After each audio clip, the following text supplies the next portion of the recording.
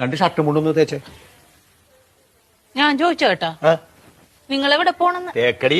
എവിടെ പോണെന്ന് ചോദിച്ചിട്ട് അത് പറയാനില്ലല്ലോ. അതല്ലടി, മലയാളത്തിലല്ലേ പറയണത് തേക്കടി. നല്ല സൗകര്യമില്ല. ഇംഗ്ലീഷിലല്ലല്ലോ പറഞ്ഞത്, മലയാളത്തിലല്ലേ പറഞ്ഞത്. പറഞ്ഞാൽ നിനക്ക് മനസ്സിലാത്തിന് ഞാൻ എന്ത് ചെയ്യാനാണ്? നിങ്ങൾ എവിടെ പോണ? തേക്കടിന്ന്. ഓ, എനിക്ക് കലി കയറണുണ്ട്. നിങ്ങൾ എങ്ങോട്ടെങ്കിലും ഇറങ്ങിപ്പോയി എന്തെങ്കിലും പറ്റിയാ ഞാൻ അറിയുവോ? സ്ഥലം പറയാണ്ട്.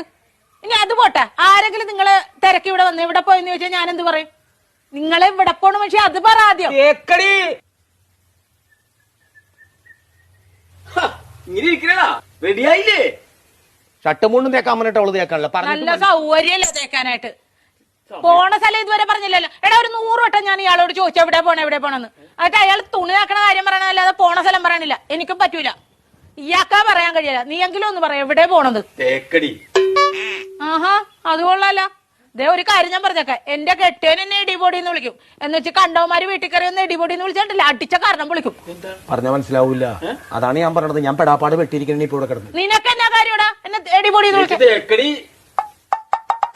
ഞാൻ ഒരു വട്ടം പറഞ്ഞു, ഇനി ഞാൻ അടിക്കും, സത്യമായിട്ട് അടിക്കും ഞാൻ. മനസ്സിലായില്ലേ ഇപ്പൊ പറഞ്ഞത്? പിന്നെ പറഞ്ഞാലല്ലേ മനസ്സിലാവുള്ളൂ, പറയണ്ടേ? കോട്ടയം കുമളി വഴി തേക്കടിക്ക് പോണെന്ന് ഞങ്ങ ടൂറ് പോണേണ്. ടൂറ് പോണ തേക്കടിയുടെ കാര്യമായിരുന്നാ പറഞ്ഞത്?